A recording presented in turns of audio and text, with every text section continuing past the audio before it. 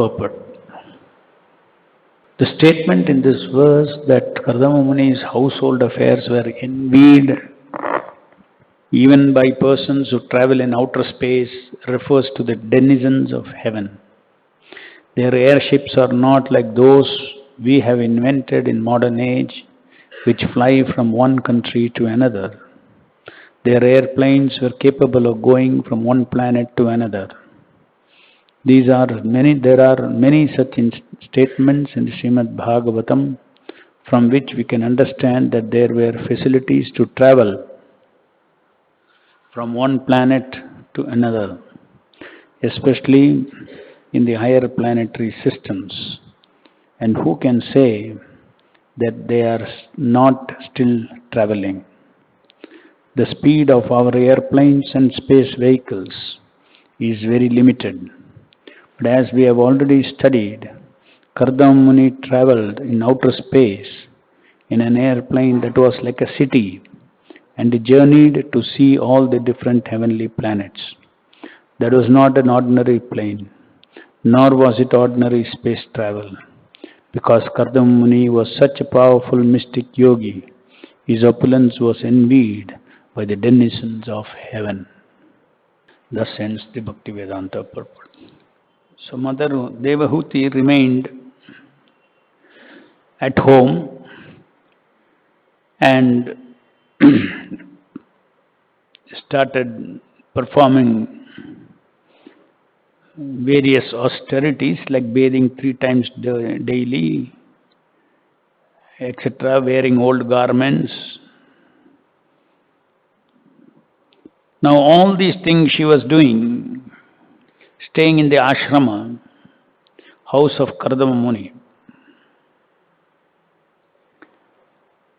And it is mentioned here, this verse, that the household paraphernalia of Kardama, who was one of the Prajapatis, was developed in such a way by dint of his mystic powers of austerity and yoga, that his opulence was sometimes envied by those who travel in outer space in airplanes.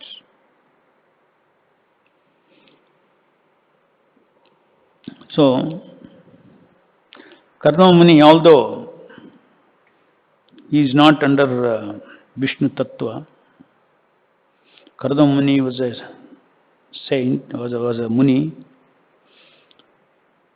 and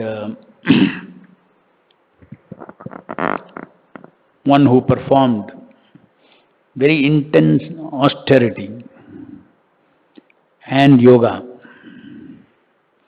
So he developed mystic powers by dint of his austerity and yoga. Austerity and yoga. Yoga means connection with Vishnu.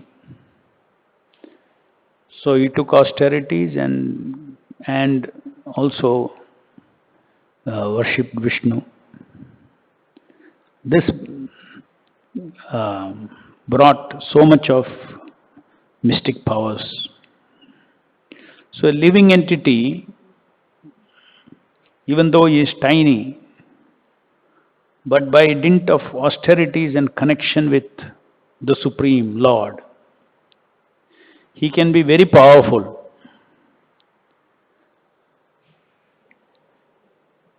By the mercy of the Supreme Lord.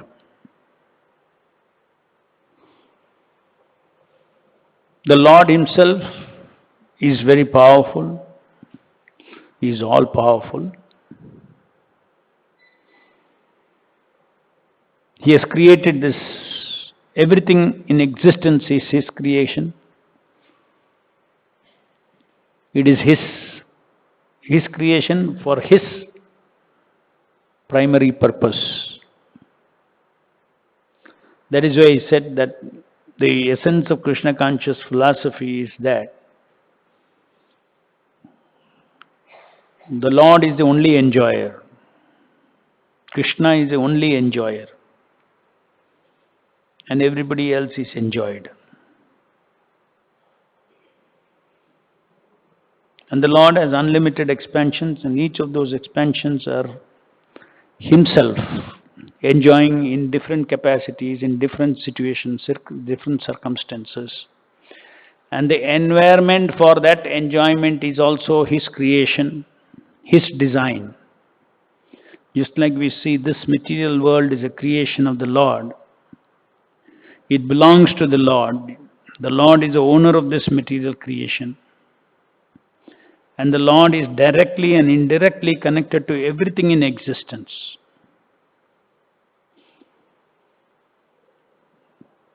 In the material world, the Lord is the cause of everything. Being the cause of everything, He is connected in a causal relationship, that He is the source of everything. And is directly connected, He is indirectly connected as a cause. And indirectly connected because He does not, because this world is a separated energy, and the Lord is indirectly connected with everything in this material world as Paramatma, within the atom and everywhere.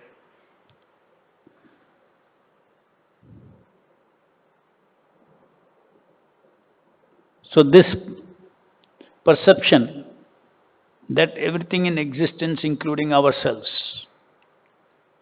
are meant for His pleasure. Of course, His standard of His pleasure is different from what we understand. In fact, the enjoying capacity of Vishnu is inconceivable.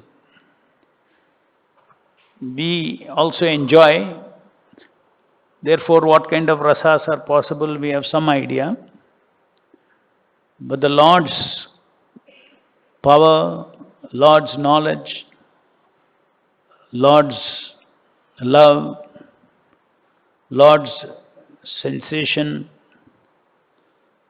loving relationship is completely inconceivable.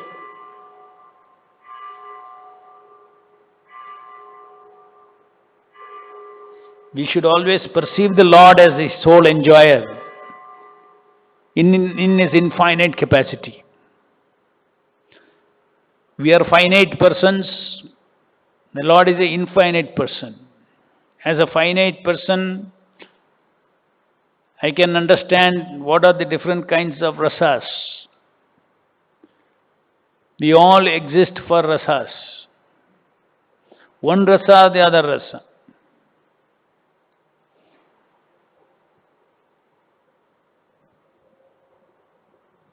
If we as tiny living entities with tiny capacities are seeking rasa and are enjoying rasa, sample rasas, you can imagine the quality is like the understanding of the features are same, person and person. God is a person and we are persons. So God as a person actually is inconceivable.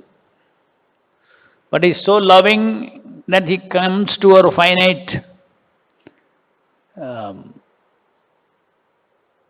dimension to relate with us. The spiritual world is a world of unlimited dimensions, where finite is also infinite. There is nothing like finite and infinite.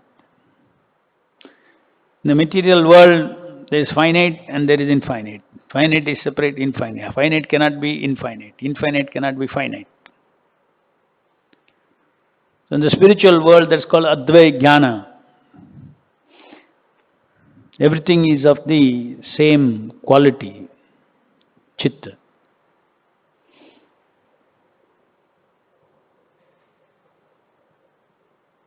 So appreciating the Lord, when we see this material world as His world, for His enjoyment, just like if you see a prison house, you will see, the way to see a prison house is to see its original purpose. It belongs to the government, the prison house. And the order of the government is carried out within the prison house. And the government has created the prison house for facilitating the free will of certain citizens who violate the laws of harmonious living and who trouble others. They're unfit to remain in that society. Therefore, they isolate them in a prison for reformation. So we see, when we see the prison house, we don't see it independently as prison house. When we see the prisoners undergoing various activity, strictures, everything within the prison house, we don't see that, oh, this is a choice of these people to suffer in the prison. No, immediately you know this is not their choice. They've been put in here. The same way, in the material world, this world has to be seen as a creation of the Lord in order to facilitate the free will of certain living entities who think they can independently exist and independently cater to their rasas.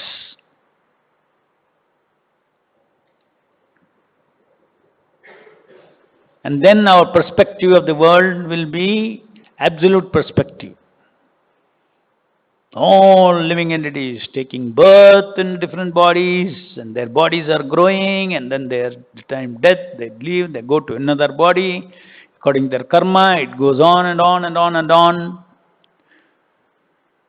And during the course of the life, they enjoy different rasas according to their karma. And then lack of rasa is suffering in this material world.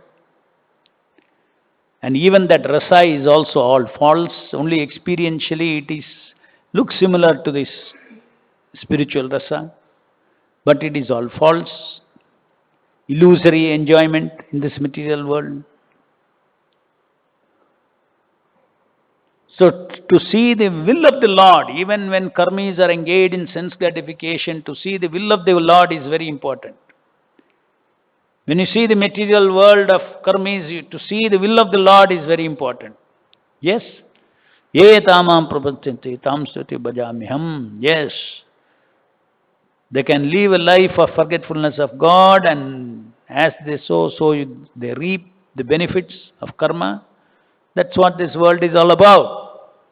But the living entity itself, the jiva itself, is Amsha of Krishna, of higher energy. He is identifying with this lower energy matter. He thinks he is matter.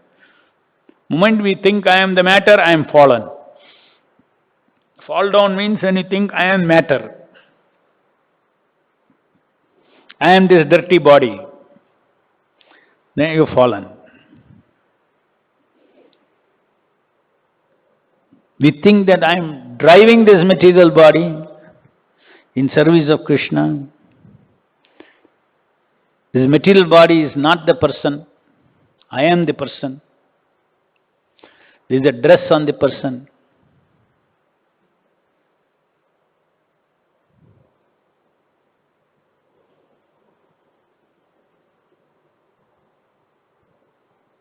Then we are liberated from the prison house. Especially, this is possible only if because we cannot keep quiet without thinking, feeling and willing. When our thinking, feeling and willing is dovetailed in for the pleasure of the Lord, that is very important. Whose pleasure? What is our enjoying attitude? Attitude of enjoying. Is it independent attitude of enjoying, or is it being enjoyed by the Lord?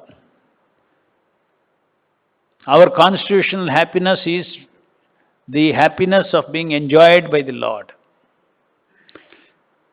which is called love of Godhead.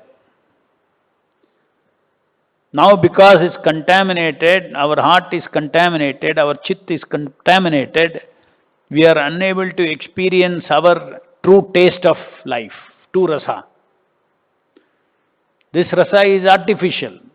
Sense gratification rasa for myself, running after sense gratification, running after power, running after knowledge, all independently, all this independent struggle that we do is all unconstitutional for the living entity. That means our soul is simply haunted by Maya. So there is another energy, powerful energy Maya, which has trapped the living entity. And because why it has trapped? Because of our attitude of independent enjoyment. So our attitude of independent enjoyment, if we give up, then it is liberated. So anyway, coming back to this point, the entire material existence, which is practically unfathomable in its dimensions. Look at the sky in the night, you see, and even no need to look what the science of today, cosmology has discovered. Huge number of galaxies and billions of galaxies and billions of suns and billions whatnot. The numbers itself is mind-boggling. So there is a purpose why Lord has created all that. Like Prabhupada says, there is life everywhere. There is interplanetary travel.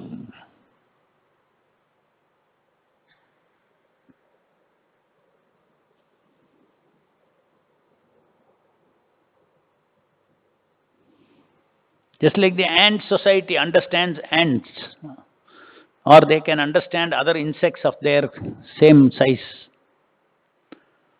Their world is only that.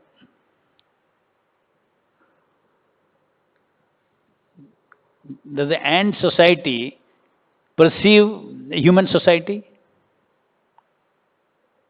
No. But if there is an ant colony here, the reality is human society is there. We are all watching. Does it know? It does not know. Just because it does not know, does a human society not exist?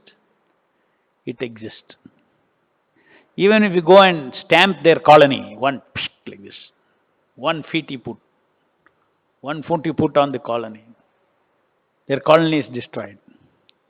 They do not have perception, and they cannot have perception that a human being came and put his foot on the colony and therefore we are all now died.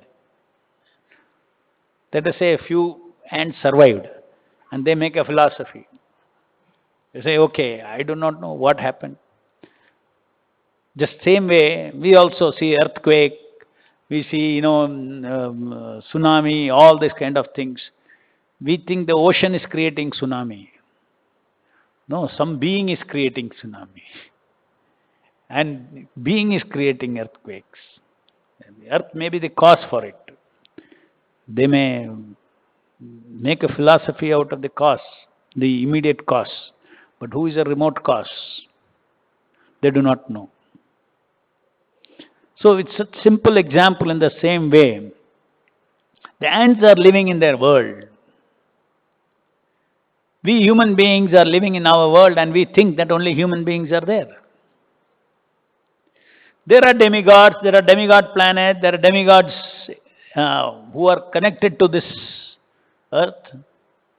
Where do you get that information? Krishna himself says in the Bhagavad Gita that I brought forth the living entities in this material world, and the demigods I brought forth. The living entities shall perform yajna and they shall receive their reward from the demigods. In this way the demigods are satisfied and living entities are also satisfied with the supply. So all this arrangement has been made by the Supreme Lord.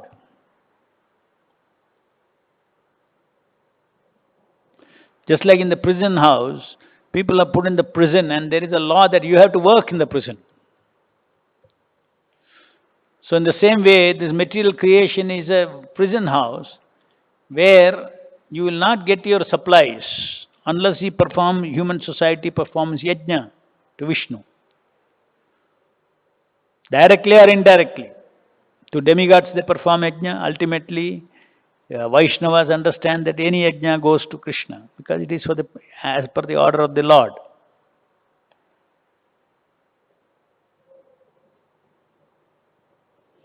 So this perception of the world as we see with our gross eyes is highly misleading.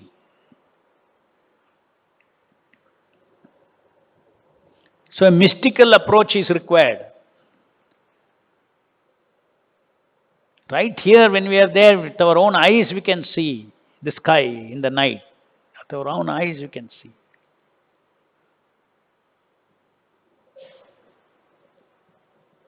Maybe before the science was there, science found out all those things. We used to think that, what we do not know what those little stars are twinkling. No, nursery rhyme we are twinkle what? Twinkle, twinkle, something.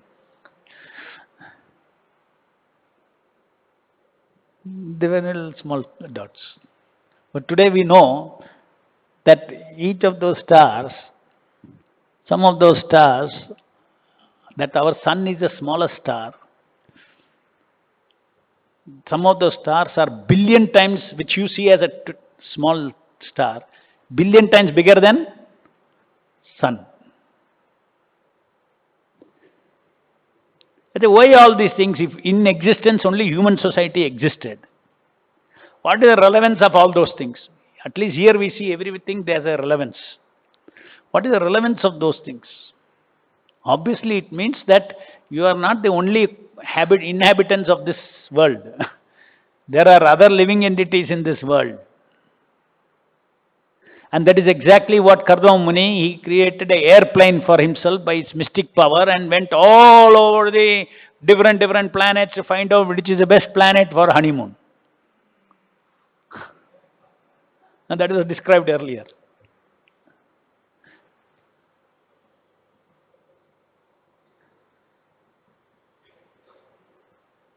So what we don't know, what does modern science know?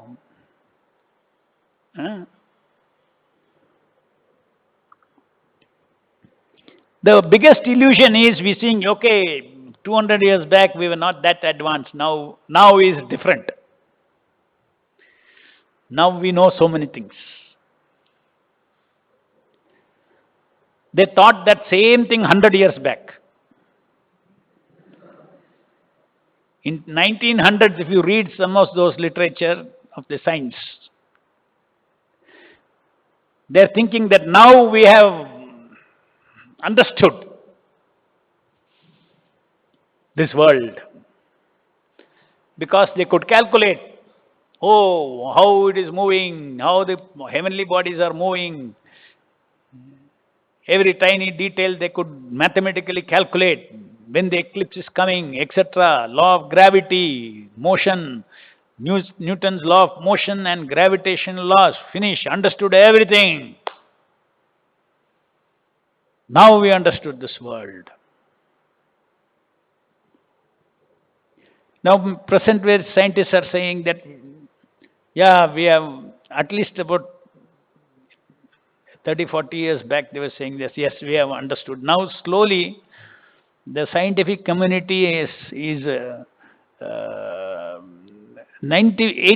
of them, they concluded that we cannot understand. So that's a very good development for Lord Chaitanya's movement.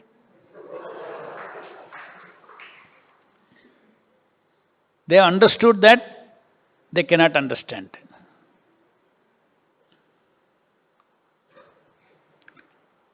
That every devotee of Bhagavata understands in the beginning itself. That he understands that I cannot understand the opulence of the Lord. In appreciation of the opulence of the Lord, in appreciation of the creation of the Lord, I can study one little corner and appreciate the Lord. That we are ready to do. We want to do.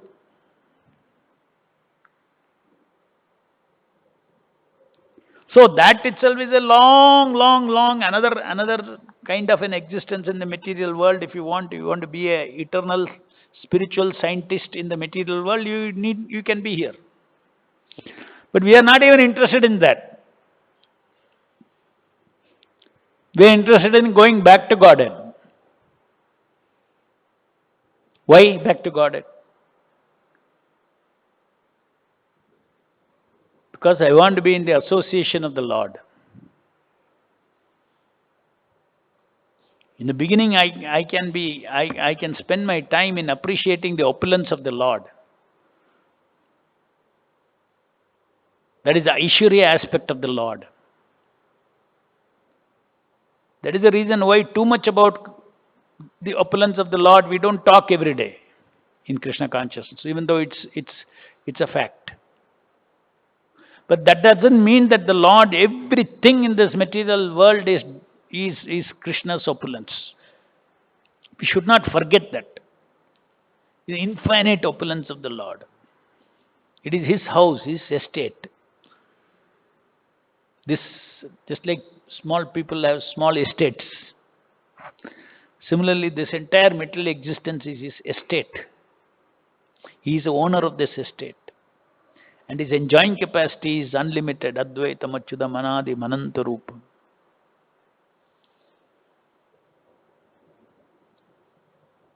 And each one of us have a relationship with Him. That is His capacity of enjoying.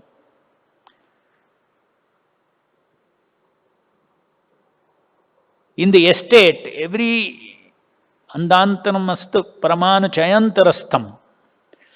Within the atom He is there. Within the heart of every living entity He is there. Yet He is an infinite enjoyer. Locally He is there. And His own world is there in the spiritual world.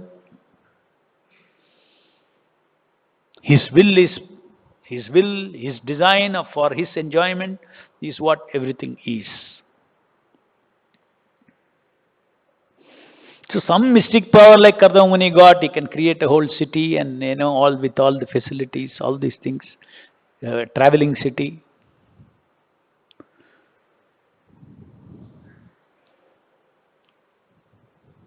Somebody makes a nice traveling bus with bedroom and this and that and everything, exclusively.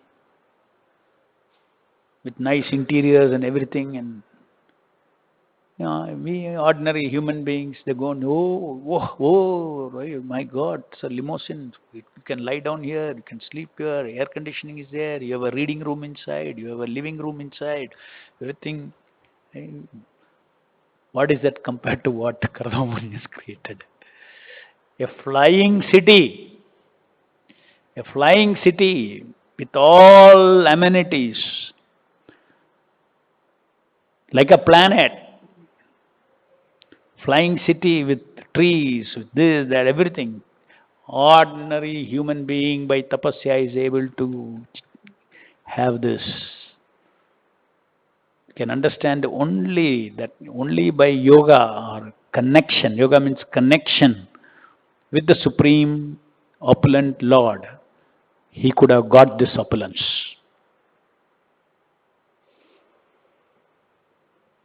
In the Bhagavatam it says, in the 11th canto it says, that if at all any living being wants any opulence, he should continuously meditate on the equivalent opulence of the Lord. Suddenly you will see that you have that opulence. You have that mystic power.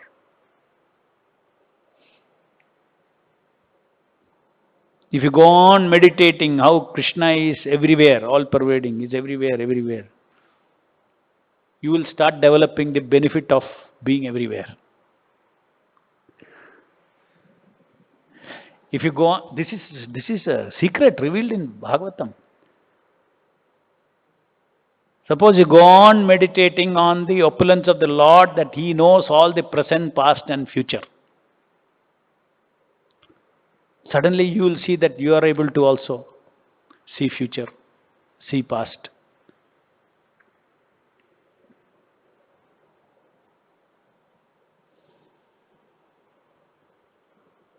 If you are able to meditate on this entire estate, with all these opulences, everything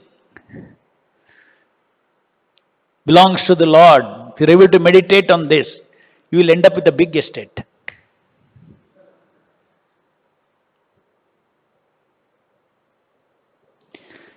And in the end of all this secret being revealed, it says, what is this? Does anybody want to leave the Lord and go after his opulences? Rather, it will make you forget. You'll forget the owner of the estate. Ahankara, Maya can come. I don't want anything but remain at your lotus feet and sweetness of loving devotional relationship with you. And that is what a devotee is always praying for. But he knows this is one aspect of the Lord. Even though he may not be aspiring for it, but it is a glory of his own beloved. The material existence is a glory of his own beloved. One whom he loves. His own glories, these are. Any questions? It is not working. Clock is not working.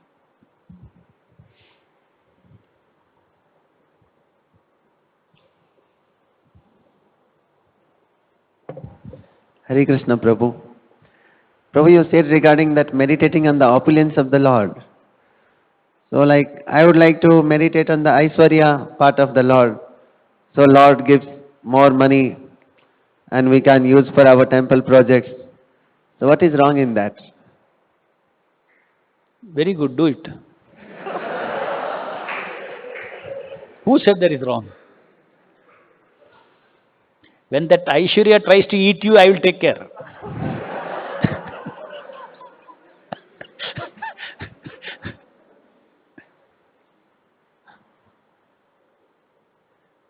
Nothing wrong. But, you see,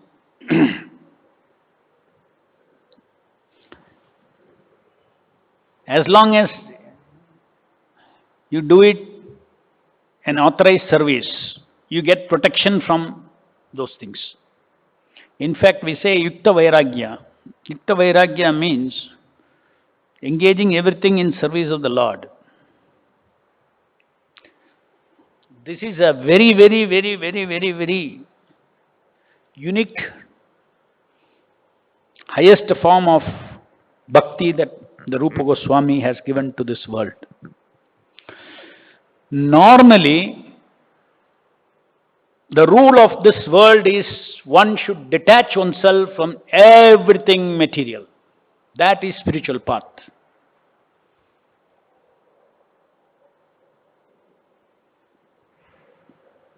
One should totally disconnect, not only detach, disconnect from everything material.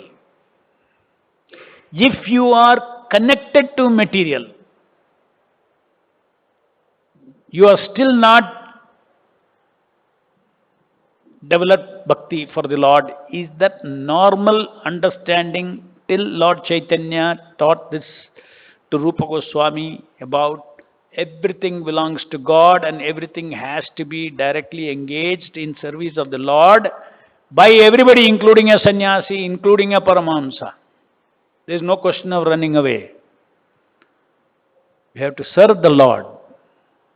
So devotional service is the highest, and every jiva is a servant of Krishna. In the material world only, not only there in the spiritual world, in Vaikuntha you are the servant. Here also you can be servant. This world is real. Engage everything in service of the Lord. So this kind of a spiritual life, just like many people cannot understand how ISKCON movement of Srila Prabhupada, which is, dealing with money, organization, so many things, how it can be spiritual? How it can be spiritual? It cannot be spiritual, they say.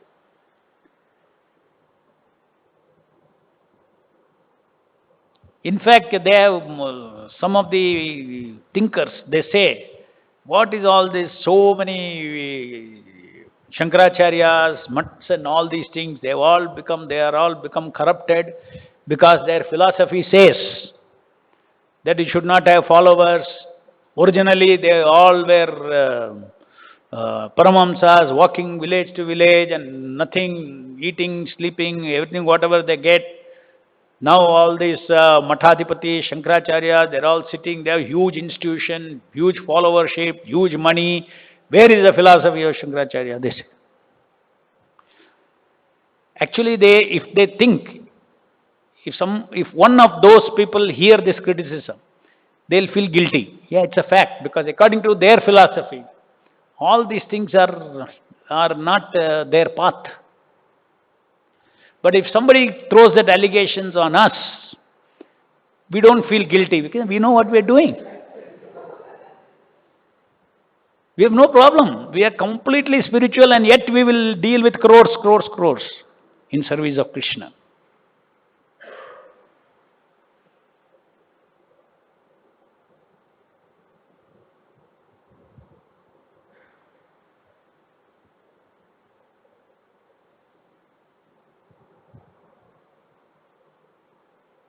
Another question?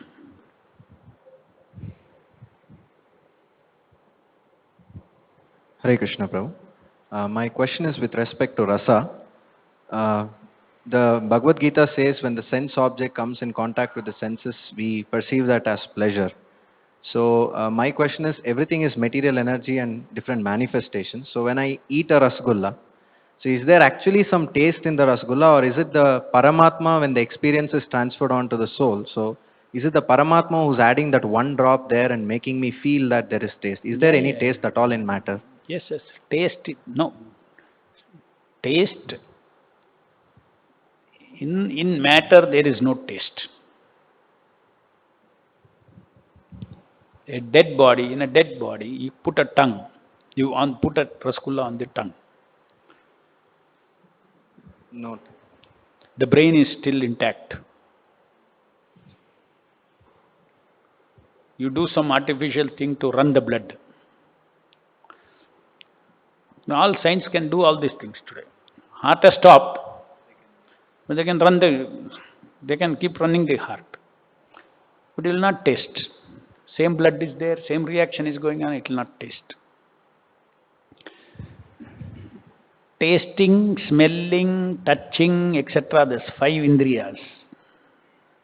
These things are actually nature of spirit. If spirit is not there, it cannot taste. So inherently it is not there, but by the combination of spirit and material nature, when I am live in this body, due to the intervention of Paramatma, we experience spiritual qualities in matter.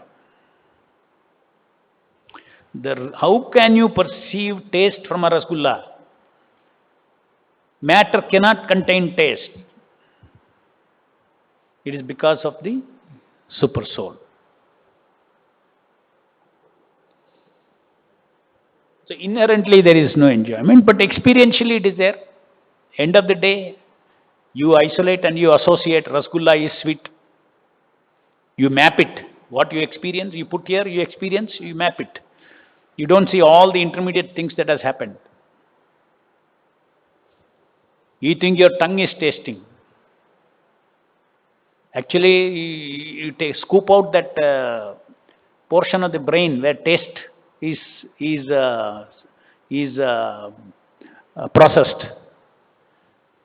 Even if you are live, you put the rasgulla on, you won't taste. So first of all, tongue is not what is tasting. Then somebody will say, okay, now the scientists are saying, okay, brain is what is tasting. But the brain, when the living entity dies, the brain is still there, it doesn't taste. That means then next they have to say something else is tasting. Who is that? That is the spirit.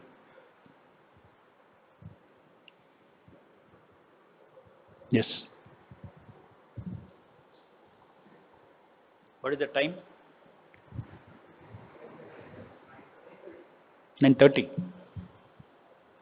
Hare Krishna, Prabhu. Prabhu, how do demigods perceive this Sankirtan movement? And also, in relation to service, devotees are doing service. On this earthly planet, service means you have to put endeavor. And this earth, water, fire, air, ether, or anything is there, just manipulating. I have to put so much endeavor. In Suchi service also, we put so much endeavor.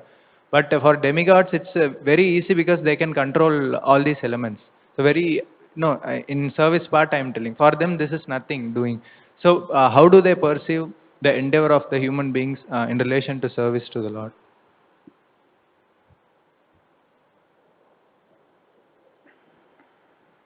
Devotional service. Devotional service can be seen in two aspects. One is the service done by the devotee, the soul. Another is the external work that gets done, the result that gets done. So all the different things that we are doing in this material world, in this earthly planet, in the human form, in devotion service, for the demigods, it's a child play. That's what you're saying. It's a child play. So demigod will say, hey, what big service you are doing? Assistant Pujari, what big service you are doing? I am administrative head. I am serving, like that you will think. So, that is why I said. So that is as far as the external work is concerned. But from Krishna's point of view, devotion service is performed by the spirit. So your attitude of serving the Lord, your attitude of surrender, your intention is what Krishna takes. Bhava Grahi Janardana. Neither the demigods are doers, nor we are the doers, achievers. Demigods may think, oh, I am achiever. What achiever? You go to another bigger demigod, he will say that you are nothing. So it's all relative. All achievement, material energy is moved by this Paramatma, by the sanction of Paramatma. All are falsely claiming themselves to be doers, achievers.